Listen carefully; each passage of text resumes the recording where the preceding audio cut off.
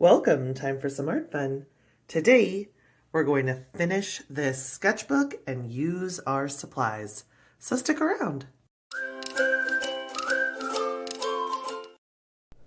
Earlier this week, I made this chicken and posted it on the community tab here and asked you all what else you thought I'd be painting this week. And I went through the responses, some of the things I was already doing, but then I took some of your suggestions. The first one I'm going to show you here is this baby elephant that I got requested by one of you, or I guess guessed by one of you. My goal is to finish this sketchbook and then we can do a sketchbook tour, and I thought I'd show you how I play with various materials in my cheaper sketchbook, what I often call my cheapo sketchbook.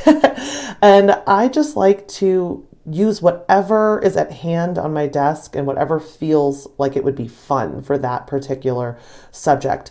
So for this adorable little baby elephant, I wanted to use my super granulating watercolor palette that I made in another video here on YouTube that I can link for you below. But it is such a fun palette. I love these paints so much that I actually went a little bit overboard. I wish I'd stopped when I just did the grass and I just kept going and did the sky, and I actually like it better with just the elephant on the grass. Which way do you like it better? Let me know in the comments if you also liked it better at this phase where I wish I'd stopped, or if you like it better with this guy, or what you might have done differently with this little guy. So once I was done with the baby elephant, then I went through the comments and picked the next one that was calling out to me, and that was a baby sloth. Now I know I've done sloths here before. Not necessarily on camera, but certainly in the sketchbooks that I have toured for you. But I was just like Beth, I was feeling it. I was feeling in a little bit of a slothy mood, and I had pre-painted this little rectangle with black flash paint the night before. And that was the page that I decided to fill with the sloth. I actually did the black on this page before painting the elephant on the next page and came back and painted this sloth with my Turner acrylic gouache. Now, because this is my cheaper sketchbook, and because the Turner acrylic gouache are a set of art supplies that I'm looking to use up next, this was about the lowest pressure painting you could imagine. I didn't keep fussing with it to try to make it perfect. I just got it to a place where I enjoyed looking at it and called it good, called it a day. I really could have taken a lot further and made it even cuter or even cooler, but I really love how it came out. And I really loved the process of painting it. And sometimes I have to remind myself to stop while I'm ahead. Honestly, like the elephant issue, if I just stopped while I was ahead and not painted the sky, I really would have loved that one even more than I already do.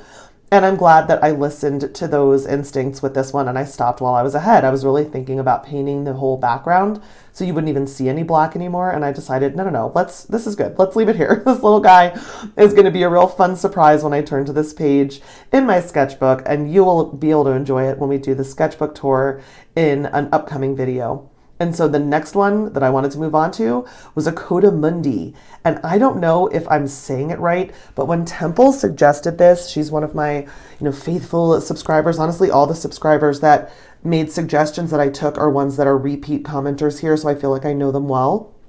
And this one, I literally never even heard of this animal. The name sounded, I guess, vaguely familiar, but I had to Google it and look up pictures. And when I saw this basic reference photo that I'm working off of for this drawing in Pexels, I was just like, okay, this is so adorable. I definitely have to paint this one. I was thinking about doing the capybara or capybara. How do you say that? I wonder. Maybe spell it phonetically for me in the comments so I can learn. I was thinking of doing that, but when I saw this one, I just thought, no, I need to do this. I've never even thought of drawing something like this, and it was so cute. I loved how it was peeking up over the log. It reminded me of my funny little sassy frog that you guys probably know if you've watched my videos here, and I just had to do it. So I used my Sui gouache for this painting, and I have a whole review video for this up on the channel if you want to take a peek at that. But I really love this gouache. It really is delicious. I keep it in the original box in the tubes. I don't try to squeeze it out into a palette, although you certainly could. And I just love the consistency of this gouache and the color palette.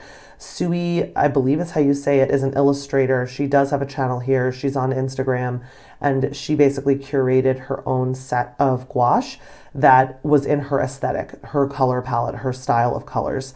And I thought it would go really well here because I had in mind a green, vaguely green background, just a solid block of green for the background to indicate that this little guy is in the woods. But then there were all different colors in the fur, even though the fur could just be seen as like brown and cream.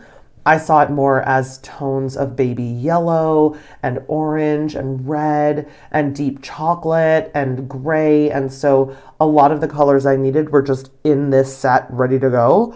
And I just mixed a plain old gray from white and black off camera with different materials just to make the base layer for this tree trunk, and everything else would be nice and warm on the body of the Codamundi. I really hope I'm saying that right. Apparently it is originally from Brazil. That's where the word originates from. It just reminds me of like a funny little raccoon, like just like one of those fun little forest rodent type things that you see running around. So enjoy a nice satisfying tape peel. This is the only tape peel that you get in this video, and it's randomly stuck in the middle. Let me know in the comments, by the way, which of these animals you would be most tempted to try to create yourself in your sketchbook. And please feel free to do so. You know I love to see what you make on Instagram. I am at Creating Cute Art on Instagram, and you're always welcome to paint along with me if I'm doing something that is from Pexels or from Pixabay, like all of these are today. And you can use my paintings as your reference if you want, since I'm using a public reference. And I would love to see your interpretation of these little baby cute animals that I'm making here today.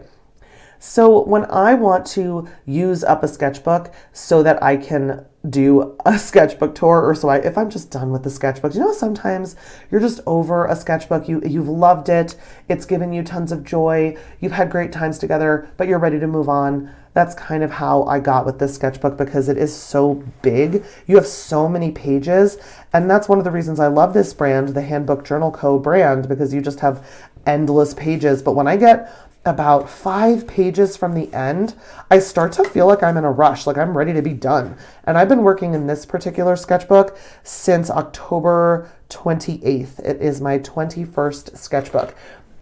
And I actually did a tour of my 22nd sketchbook recently, and I'm ready to finish this one up, tour it, and put it in the shelf with all the other completed sketchbooks and revisit it and look at all these pages again sometime in the future, but I'm ready to jump into a fresh new sketchbook. So looking up cute animals, and especially getting your help in thinking up animals like this one that I never would have even thought of painting because I'd literally never even heard of it, is so, so helpful. So if you all are ever in a position like me where you want to finish a sketchbook, or you want to sort of get through an art supply or something like that, and you need inspiration, that's honestly a great use of social media, is to go on your social media and ask people who interact with you, what do you think I should do next? What subject do you think I should paint next? I see it on Instagram a lot where people put those question boxes up and say, what should I draw? Like Lee Ellickson does that a lot, and I'll always participate in those because she'll do crazy stuff like a frog riding an elephant, or, you know, a horse on a bicycle, things like that. Everything from that to like just a slice of strawberry cake. So the next one that I used after this one was done was the gorilla. And right here, Tyler had suggested both a gorilla and a sloth. So he actually incidentally got 2 of his requests, even though the sloth was technically based on Beth. But this is some super granulating watercolor again. I used Moonglow here for anywhere where I wanted it to be really gray, because Moonglow has tones of blues and purples and pinks, but the overall effect to your eye is sort of a bluish gray, and that's what I wanted. And then I also used Payne's Gray Bluish, that's a hard one to say, Payne's Gray Bluish to do anywhere that I wanted it to be a lot darker, because that is a dark, dark blue-gray. And I just wanted the gorilla itself to be very dreamy, very almost out of focus, and that's why I wanted to use watercolor just in its real watered down effect and just let everything blend together and not have any of the lines be too harsh. And then I just gave a nice burnt sienna and tundra orange glow around the head. Later, I actually came back and filled in the rest of it with an orange Posca pen around that circle. So that whole page is now filled in. I wonder which one of these was your favorite. I hope you enjoyed today's video. If you did, remember to like below. Check if you're subscribed. If you're not, I would so appreciate it if you would subscribe. Until next time, remember, create something cute.